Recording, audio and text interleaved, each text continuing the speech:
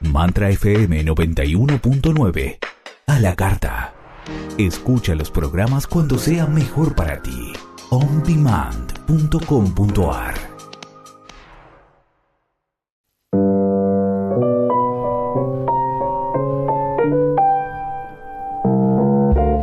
Nos conocimos, me estremecí, quise quererte, te recibí. Buenas tardes, aquí estamos nuevamente en el programa de Fundapap. Hemos estado ahí, nuestro grupo radial de recuperación de la codependencia.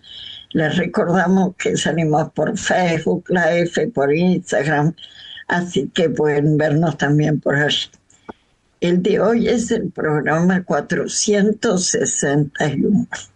¿Cómo están todos? Mónica, Norma, muy bien, muy bien, acá está. Muy bien.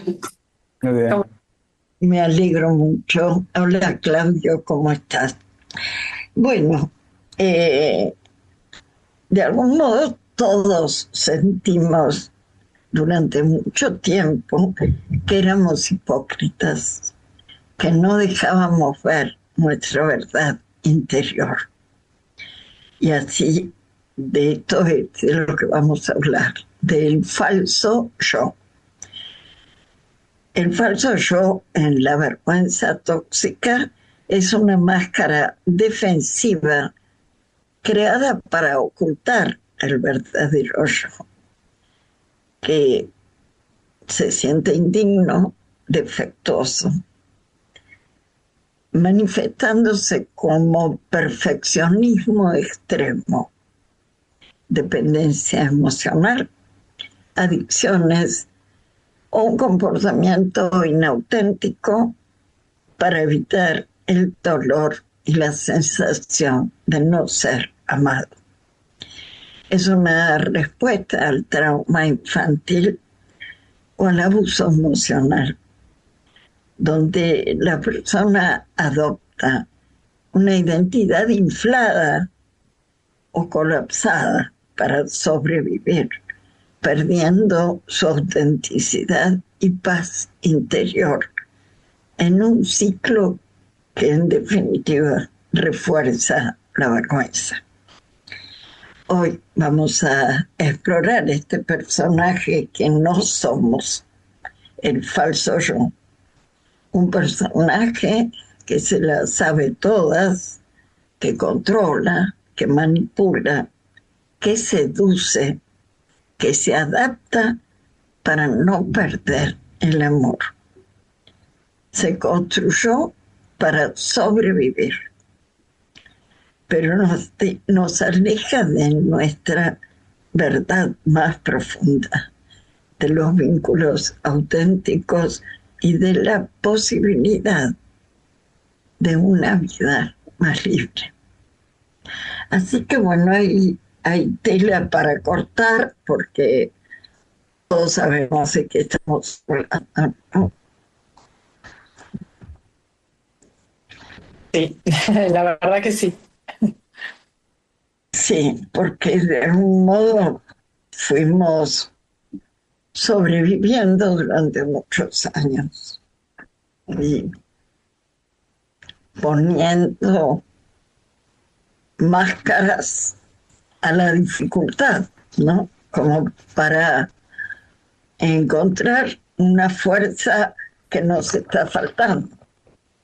Mi conexión es mala, así que por ahí empiezo a temblequear la imagen. Espero que sigan ustedes con el tema. Bueno, yo recordaba esto de el yo. Yo tenía todo desde muy chica, la idea de lo que salía por televisión, las marcas, la ropa, ¿no? Todo era la posibilidad de hacer un yo valioso para mí. Porque yo en realidad era tan insegura. Y esto siguió mucho tiempo hasta ser grande también.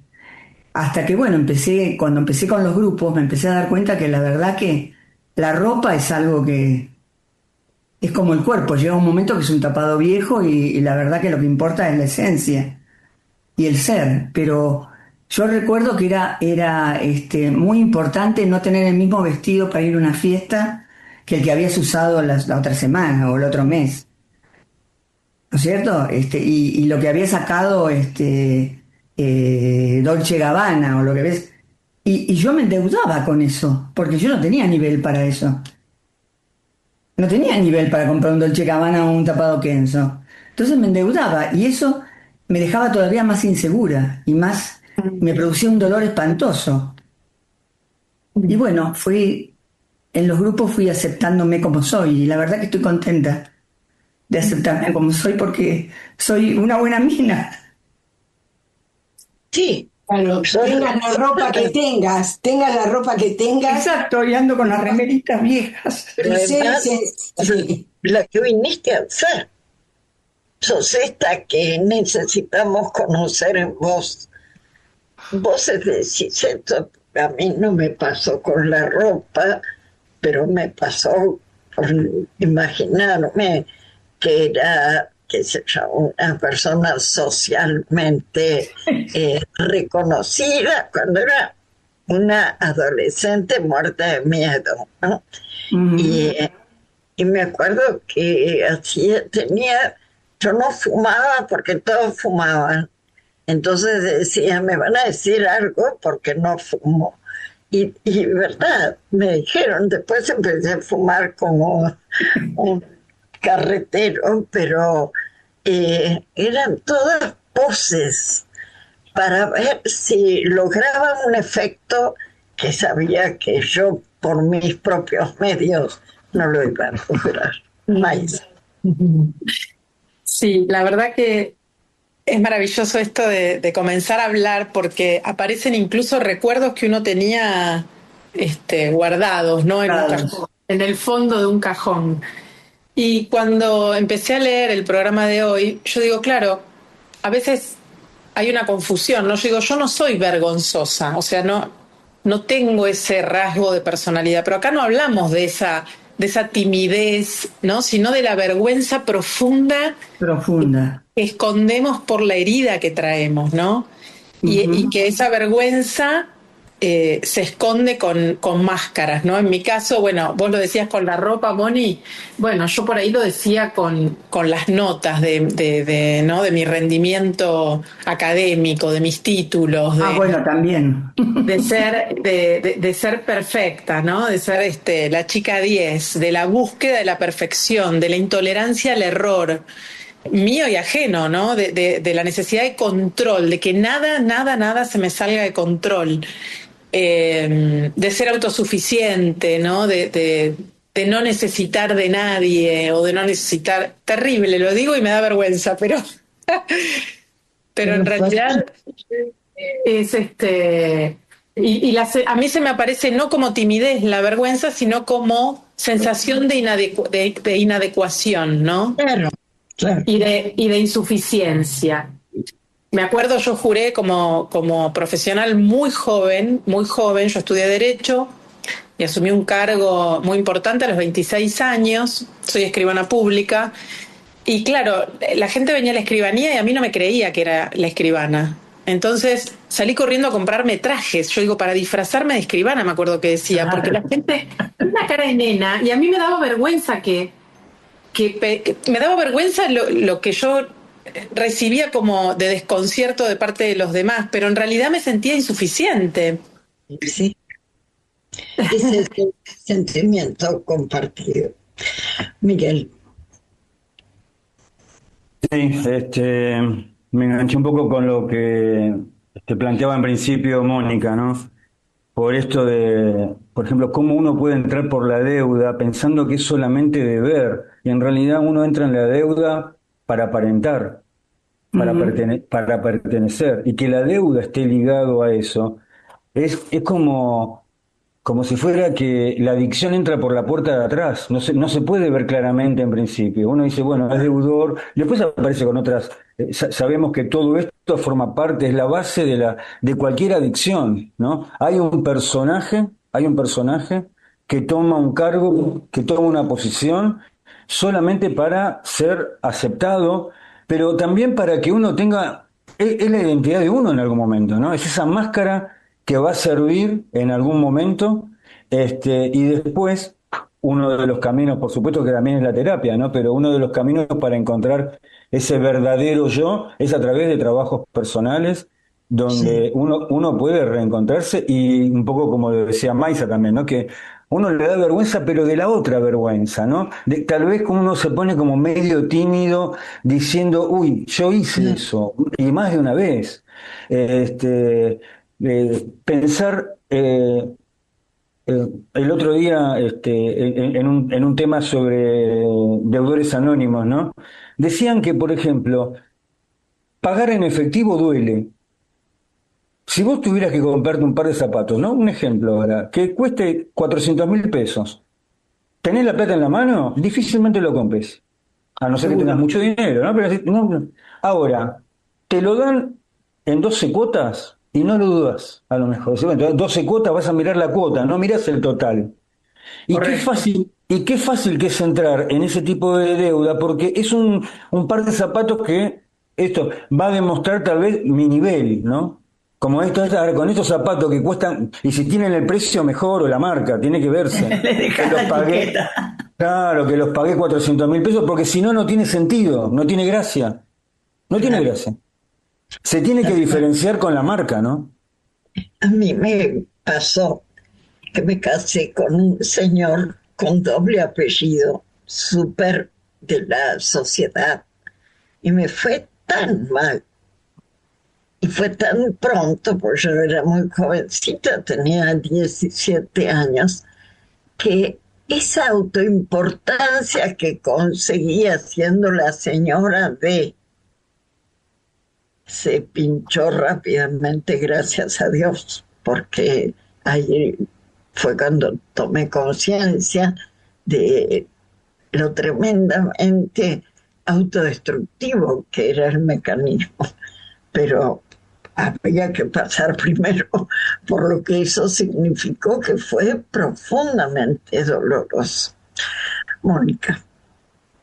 Sí, a todo lo que estamos hablando también, poner esto de que a mí, por más que yo me comprara lo que me comprara, siempre estaba insegura, siempre Eh, estaba inadecuada. Lo que Claro. yo sentía vergüenza de mi familia, por ejemplo, por ser una familia disfuncional, de todo me daba vergüenza. No, pertenecer a mi familia, pertenecer. Entonces yo agarraba, ¿qué hacía? Estudiaba, porque con títulos uno cree que va a ser más.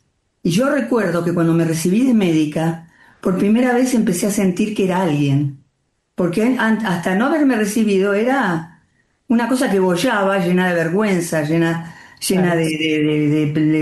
de problemas, de prejuicios, de un montón de cosas.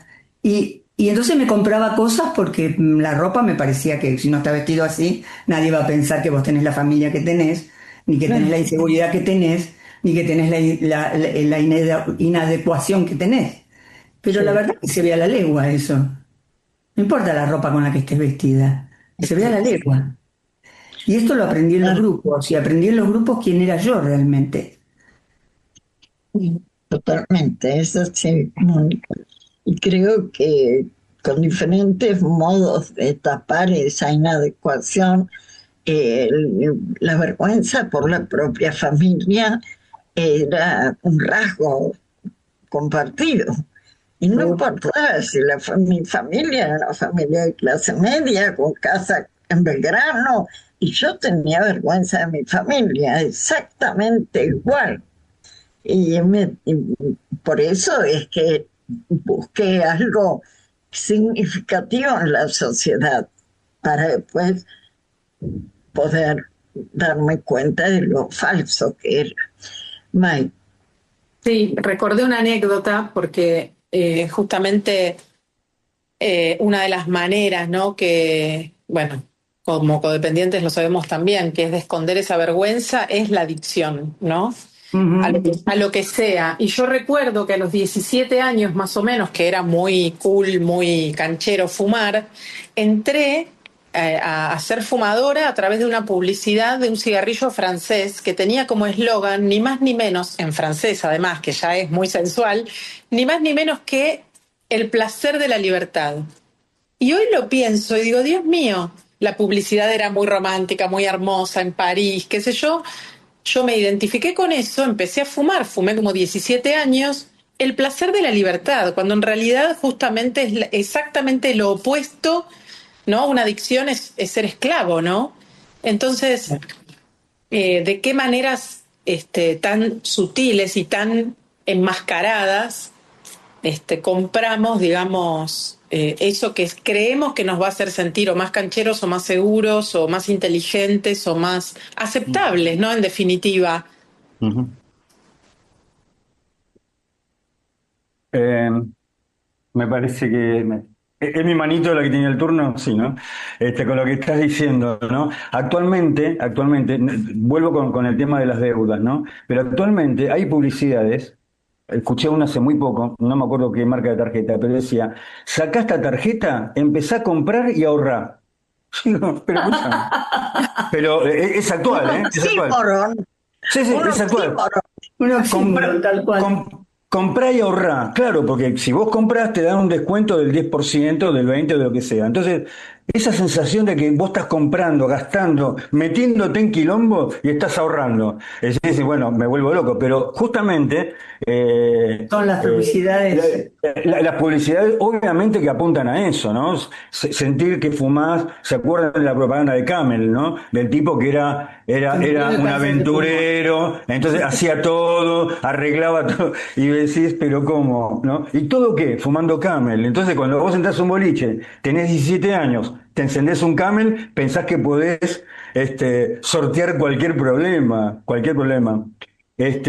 Pensaba en algo, un dato de los dioses, de los planetas, ¿no? Urano, que era el dios del cielo y que todos los días, le hacía un hijo, tenía un hijo con Gea. Los pibes no le salían lindos, ¿no? Eran gigantes, hecatónquiros, cíclopes. Entonces, ¿qué hacía? Los escondía, los volvía a meter en el vientre, los volvía a meter en el tártaro. Eso después, psicológicamente, se traduce en que lo que nos da vergüenza lo escondemos. No queremos que nadie lo vea, que nadie se entere que mis hijos son tan feitos, ¿no? Esto no son dignos de mí, no los puedo mostrar. Entonces los guardo, los escondo. Y después así funciona un poco el psiquismo, ¿no? Lo que no estamos muy de acuerdo o lo que nosotros sentimos vergüenza, lo escondemos. Esto de Eh, los padres, yo creo que los padres en algún momento para todos, los padres nos dan vergüenza. No importa seguro, la condición económica, nos dan vergüenza. sí. Sí, Esto, yo, esto que decía Juan Miguel de Urano, y los titanes en el Tártaro, eh, fíjate que se llamaban titanes, ¿no?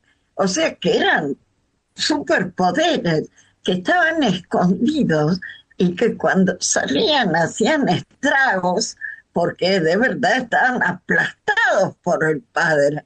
Y esto es exactamente lo mismo que pasa con los contenidos reprimidos. Se, digamos, acumulan energía hasta que explotan, ¿no? explotan como un volcán, claro. Sí, yo iba a decir esto que decía Miguel. En la época en que yo era deudora, tenía American Express, nunca salga sin ella. Ay, Era la sí, me propaganda. acuerdo. Y Mastercard, el placer de pertenecer. Sí, Fíjate lo claro. que es el placer de pertenecer. Te Pues tocan justo ahí fíjate, donde vos estás llena de vergüenza que no perteneces a ningún lado, porque todo te da vergüenza. Yo me acuerdo que yo hasta la secundaria, hasta que me recibí, mis amigos creían que mi papá era viajante, no que se habían separado cuando yo tenía 9 años. Porque a mí me daba vergüenza decir que estaba mi mamá separada. Vos fijate lo que era vivir con todos esos secretos. Era tremendo. ¿Qué te parece? Pero el placer de pertenecer era... Esto me gusta. Me tocó. Me gusta que lo traigas porque, fíjate, yo siempre digo que en los grupos no digamos que si este lugar te gusta, yo sentí que puede ser un lugar de pertenencia, yo digo de resonancia. Claro. Porque la pertenencia tiene que ver con la necesidad infantil de pertenecer. De manada tiene que ver. Si no pertenecías, eras un excluido.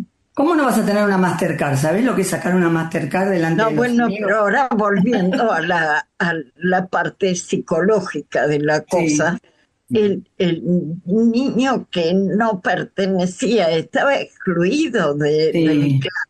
Sí. Y eso era impresentable. Pero seguimos con la idea de que pertenecer nos va a dar otro aire. Yo digo resonar, porque es el lugar donde elegimos quedarnos. No que pasamos a entregar el poder a ese lugar. Me parece que pertenecer tiene que ver con la necesidad de pertenecer a una familia amorosa. Por eso, ¿No es cierto? Para sobrevivir con eso. Emocionalmente hay que pertenecer al grupo. Si no sos un paria. Un paria, eso no me salía en Norma. ¿Hay gente en el chat? Sí, por lo menos está Carlos Quispe, que nos comenta: hola, buenas tardes, querido equipo. Las diversas máscaras que he adoptado en mi vida tuvieron que ver con los ámbitos laborales para sobrevivir. Callarme lo que sentía me causó mucho dolor.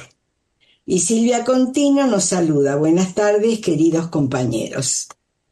Gracias. Bueno, gracias. Es interesante que hagamos un poco una revisión de cuáles son las características y cómo se origina ese personaje en la vergüenza tóxica. Son cosas que pueden ayudar a comprender. ¿Querés leer, Norma, las características? Las características, sí. Características del falso yo. Perfeccionismo, sobreexigencia. Trabajar demasiado o ser un ganador para dar dignidad a una personalidad que se siente vacía. Ejemplos que dimos acá. Sí. Sí. Comportamiento de sí dijo. Adoptar ideas ajenas. Ser superficial. Complacer y decir sí a todo para encajar y evitar el conflicto o el rechazo. Dependencia / adicción. Buscar intimidad o alivio en adicciones, trabajo, comida, sexo, para llenar el vacío y evitar la soledad y la vergüenza profunda. Identidad fluctuante.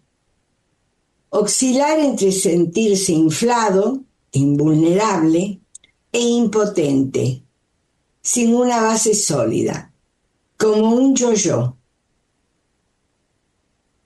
Ocultamiento del yo real. El verdadero ser, con sus necesidades y emociones, queda reprimido y ahí aislado. Yo creo que me falla en la lectura porque me siento identificada en todos esos puntos. En todo. Viste que es el placer de pertenecer. Sí, dijo fulano, porque yo no puedo decir nada que sea creativo o nada auténtico, porque de entrada pienso que lo mío no sirve.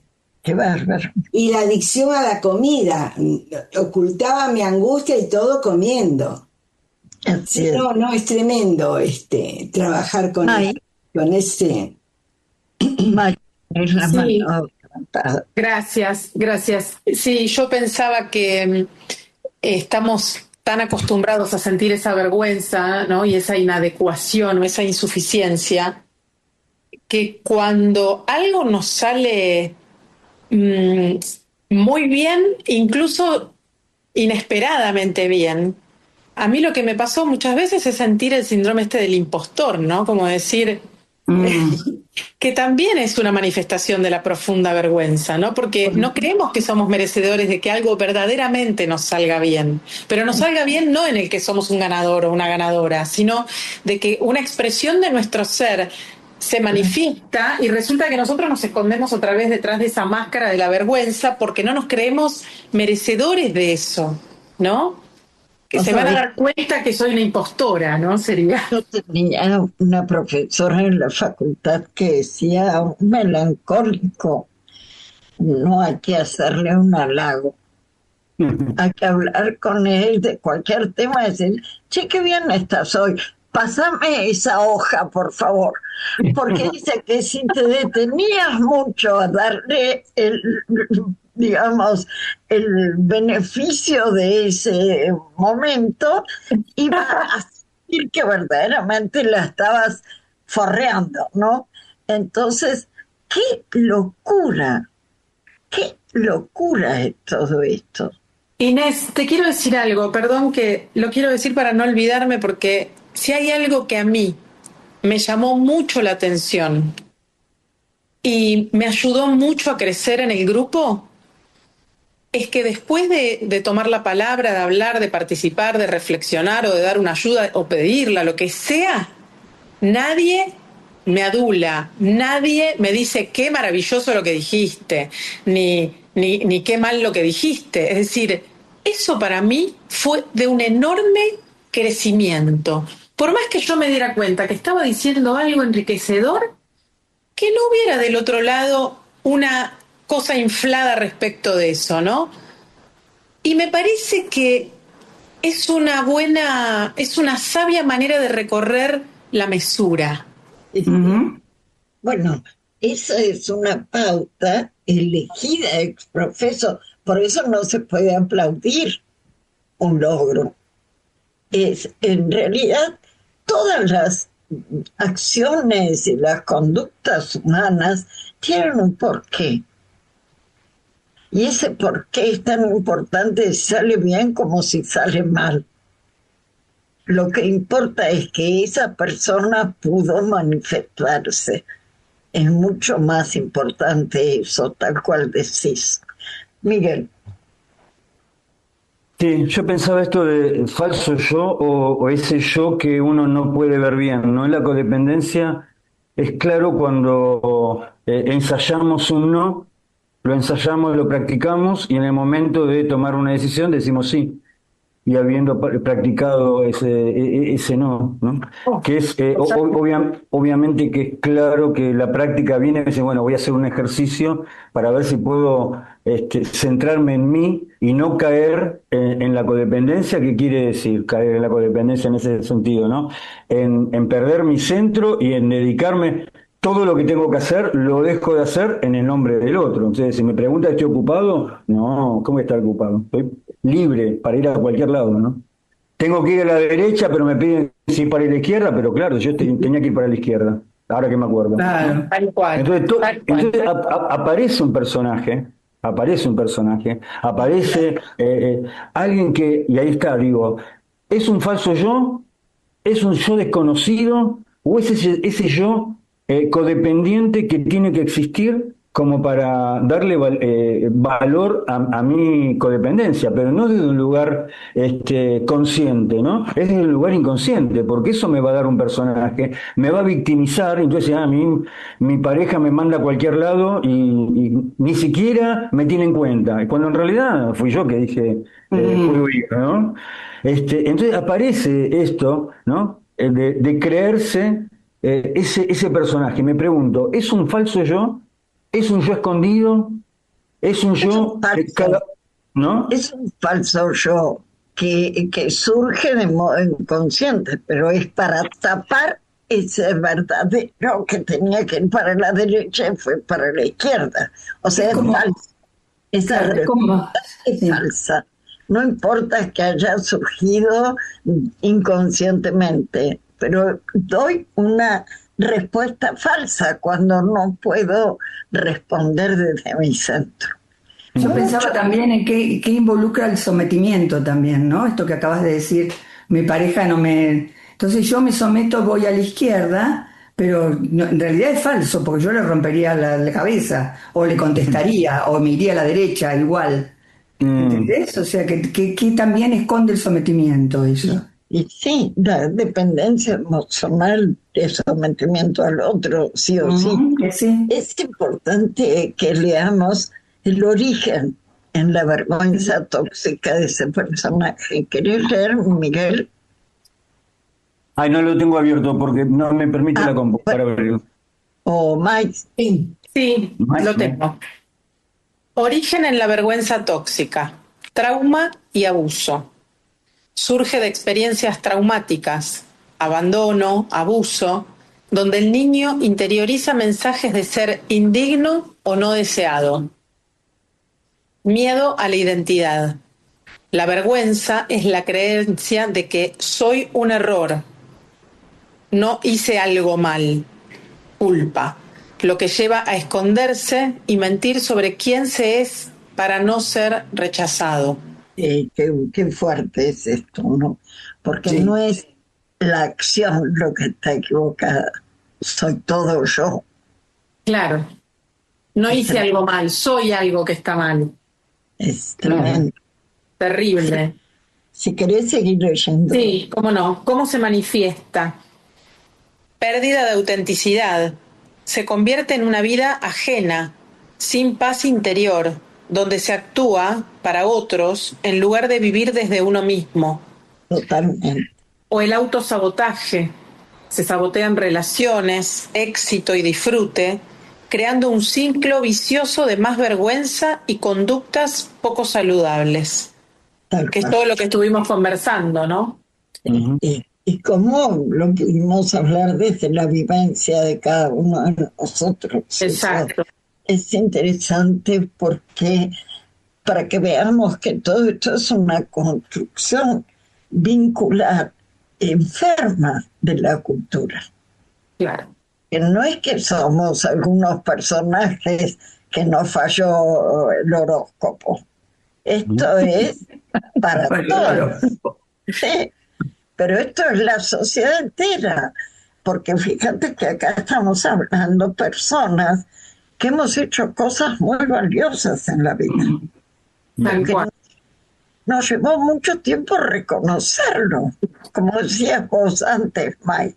Muchas cosas hemos hecho bien, pero cuando nos decían que estaba bien, creíamos que éramos el síndrome del impostor. Claro, es porque le robé la personalidad a otro. Pero yo creo que hay buenas noticias, porque ahora vamos a leer la superación de esta vergüenza, y la buena noticia en mi caso fue haberlos encontrado y haber encontrado el grupo y hacer una terapia individual sobre la codependencia, porque por suerte, gracias a Dios, puedo de a poco en la vida dejar de esconderme detrás de todo eso que creí que era mi seguridad y mi valía, ¿no? Por Entonces, supuesto, espera, porque esto que dijiste es muy importante resaltarlo. Todo eso que hablamos ya no está presente en nuestra vida. Y no está presente no porque nos olvidamos de eso, sino porque pudimos trascenderlo. Y podemos hoy, bueno, con Norma lo decimos muchas veces, que somos muy felices a esta altura del partido, ¿no? Siendo grandes, que me hubiera gustado sentir esta felicidad cuando tenía 30, no te digo menos, aunque sea 30, tampoco. Ni a los 40. Después de los 40 y pico empezó la cosa a revertirse, sí. Bueno, ahora sí. La superación, ¿querés que lea, Inés? Sí. Reconocer y aceptar identificar la vergüenza y permitir la expresión emocional, llorar, sentir, esto que hablamos siempre en el grupo, ¿no? De poder pasarlo por el corazón. Autocompasión, cuidarse, darse amor y ser amable con uno mismo, como se lo sería con un niño herido. Sanar al niño interior, conectar con la infancia para transformar las percepciones negativas. El otro día yo estaba contándole a alguien sobre experiencias mías en mi infancia y en mi adolescencia, con mucho cariño esos recuerdos, y esa persona me dijo, vaya, qué infancia y adolescencia tan felices. Y ahí me di cuenta que yo estaba relatando mi propia historia de una manera mucho más sana, hermosa, sin desconocer aquello que no me había hecho feliz o me había hecho... Yo digo, hoy puedo rescatar también todo aquello que me constituye y que me ha hecho tan bien, ¿no? Resignificarlo. De la propia vida. Exacto. Conocer lo que ocurrió, pero con una mirada mucho más comprensiva y amorosa, ¿no? ¿Sí? Sí. Ahora, mientras vos decías esto de, bueno, en mi caso yo digo, sí, reconozco quién era antes de la recuperación y quién soy ahora, pero no me la creo, ¿no? Por eso siempre digo, voy aprendiendo, voy siendo, ¿no? Es que no hay curación, No. hay recuperación en tanto y en cuanto a cada logro más recuperación. Exacto, Sí. Siempre. Sí, Miguel. Sí, a mí hubo una pregunta que me ayudó mucho para poder ver estos lugares, ¿no? Que decía, si yo no tuviera que impresionar a nadie, Oh, ¿qué haría o qué diría? qué maravilla. Para mí esa pregunta como que me centraba mucho. Y lo otro también, algo que estuvimos conversando recién, es que hay algo, nosotros fuimos criados con la amenaza, el soborno, ¿no? Si te portás bien te doy, si estudiás vas a pasar con un 10 y vas a ser el más aplaudido, el más requerido y etcétera. Estamos criados de esa manera. Estas publicidades que estamos recordando, no son inofensivas y están están hechas a propósito para poder consumir. Entonces nosotros estamos criados, o sea, estamos formateados con esa información, con esa base, es más, hasta con esos conceptos y casi como con esa moral. Entonces, correrse de ahí, imagínate en un consumo, ¿no? Generalizado en los chicos de la secundaria. De verdad que si vos no haces algo que hagan todos, quedás afuera. Quedás afuera. Es verdad, es verdad. Y el exilio es lo peor que te puede pasar, ¿no? Yo Claro. ya decía lo veo.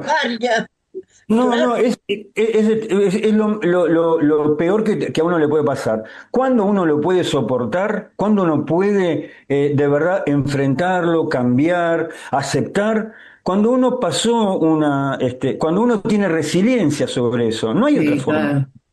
Cuando uno tiene resiliencia, no va a haber nadie que lo convenza, tomate un whisky que vas a ver cómo ganás. No tomas nada.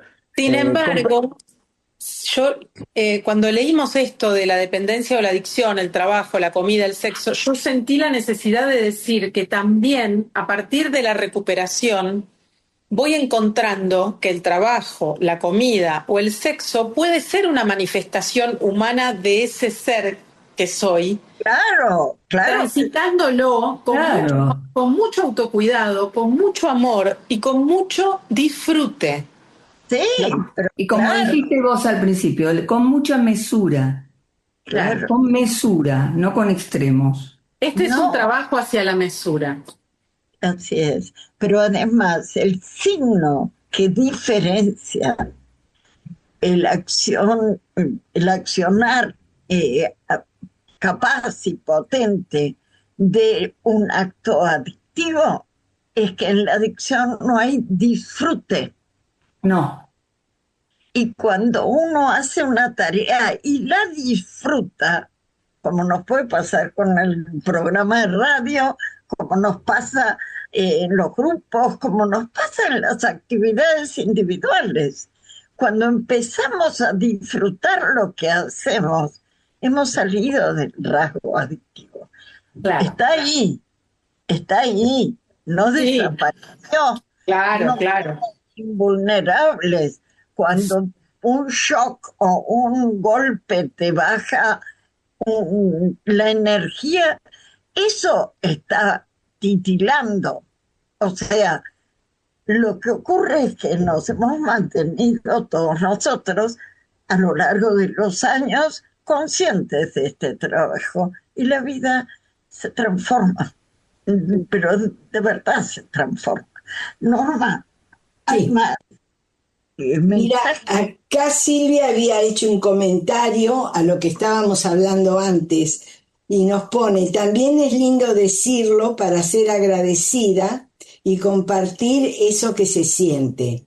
Eso también es ser yo. O sea que Seguramente. es, claro, Claro que sí. poderse abrir y decirlo. Te pido que leas las preguntas, por Sí, favor, ¿no? sí. Bueno, que son impresionantes. Primero, Mira, me parece que no nos da el tiempo.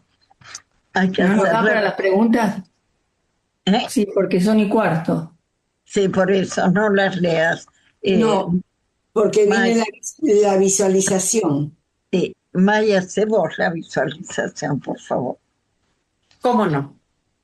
Bueno, entonces tratamos de sacarnos las tensiones que podamos tener, de sentarnos cómodamente. Podemos ir cerrando los ojos, respiramos profundo y a medida que inhalamos, sentimos que algo dentro se suaviza. Al exhalar, dejamos caer el esfuerzo, el personaje, la tensión y aflojamos todo el cuerpo. Imaginamos que estamos frente a un espejo, pero no un espejo físico. Es un espejo de presencia, un espejo del alma. En el reflejo aparece primero nuestra máscara, esa expresión rígida, ese modo de estar que aprendimos para sobrevivir. La observamos sin juicio, con respeto. Ese personaje nos sostuvo mucho tiempo. Respiramos y de pronto, como si una luz suave se encendiera detrás del reflejo, empezamos a ver algo más profundo. Una mirada más viva, más tierna, más real. Nos acercamos un poco. Notamos que detrás de la máscara hay un ser luminoso, vulnerable y sincero. Ese ser no tiene nada que probar. No necesita demostrar valor, ni perfección, ni fuerza artificial. Inhalamos suave y profundamente al tiempo que decimos en silencio: estoy acá. No tengo que esconderte más. La máscara se afloja, la luz se expande. Sentimos en el pecho un calor leve, una apertura, un alivio. Respiramos una vez más y llevamos esa sensación de autenticidad con nosotros, recordando que el falso yo fue un mecanismo de defensa pero no es nuestra identidad.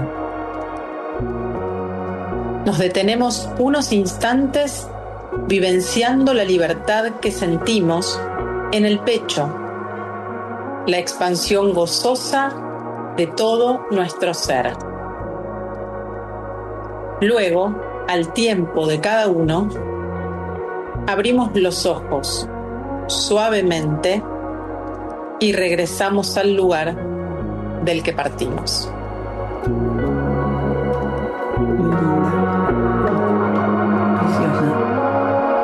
Muy hermosa. Nos mueve mucho todo esto porque ¿Qué te parece? hemos sido censores despiadados también de ese falso yo. Y tenemos que abrazarlo porque apareció para cuidarnos o protegernos de algo peor. Seguro. Ahora ya no lo necesitamos, pero fue una máscara de protección. Mientras leía... Sí, perdón. No, porque ahora no dependemos de la mirada ajena. Primero nos miramos a nosotros mismos. Sí. Mientras leía la visualización, cuando decíamos nosotros notamos que detrás de la máscara hay un ser luminoso, yo ahí cometí, no sé, un fallido, hay un ser humano, dije, ¿no? Pero en realidad, después me di cuenta que no era un error, es un ser humano luminoso, vulnerable, sincero, ¿no? Después de todo, somos... Nada más lo que somos. Somos seres humanos. Nada menos. Ni nada menos, ¿no? Con nuestra maravillosa imperfección. Miguel, está silenciado. Bueno, un poco repetir lo último que dijo Maya, porque a mí me pareció esto, que lo que nos lleva a ese verdadero yo es ponernos en contacto con nuestra vulnerabilidad. Y en los grupos, Claro. porque eso de la vulnerabilidad, últimamente hay una definición, ¿no? Como que de vulnerabilidad de fortaleza. Yo no estoy tan de acuerdo con eso desde ese lugar. Lo que sí, con lo que estoy de acuerdo es que desde la vulnerabilidad, mostrando la vulnerabilidad en un lugar seguro, uno puede llegar a fortalecerse en eso que parecía una debilidad. Pero que sea todo, que debilidad fortaleza, como decir que lo bueno es malo, o lo malo es bueno, ¿no? Sí, pero dijiste lo clave, en un lugar seguro. En un lugar seguro, para mí es así, ¿no? La vulnerabilidad asumida nos fortalece. Exacto. Porque no dependemos ya de la mirada de otro. Por ejemplo, si yo he mentido para sobrevivir y alguien me dice, sos mentirosa, le digo, ¿viste? Sí. He tenido esa actitud durante mucho tiempo. Pero por algo fue también. Yo soy fuerte para aceptar un juicio. Pero no es debilidad, fortaleza. Es todo el proceso que incluye. Claro. Es así, tal cual. Y nos tenemos que ir, creo. Nos tenemos que ir. Sí. ¿Leo el cierre o ya nos vamos? Sí, dale. Sí. El trabajo de desarmar el falso yo no es un combate, sino un regreso. Volvemos a la casa interior que dejamos para sobrevivir. Volvemos a la voz original, la que se perdió entre tanta exigencia. Volvemos al ser digno que siempre estuvo detrás de la vergüenza. Y desde ahí podemos empezar a vincularnos con mayor verdad, respeto y libertad. Hermoso lo que viste. Hermoso. Agradecemos entonces a Carlos Quispe y a Silvia Contino. Hoy los ambos oyentes. Gracias. Y nos vamos con la oración de la serenidad. Yo la digo si quieren. Dale. Señor, concédeme serenidad para aceptar las cosas que no puedo cambiar, valor para cambiar aquellas que puedo y sabiduría para reconocer la diferencia. Hasta el miércoles. Gracias, buena semana. Buena semana. Es nuestra última. Ay, Miguel, no te vemos el miércoles que viene, pues te vas de viaje. Buen viaje. Qué buena noticia. Qué buena noticia. Feliz viaje, Miguel. Gracias. Qué lindo. Felicidades con toda la familia. A disfrutar. Sí. Gracias. Ahora sí, chau. Un abrazo. Hasta la próxima. Gracias. Chao.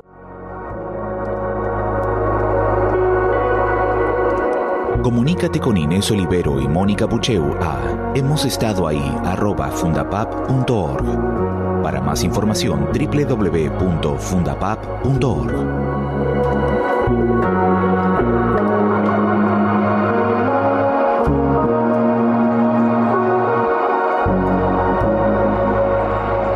¿Te gustaría conservar este programa? Puedes descargarlo desde ondemand.com.ar.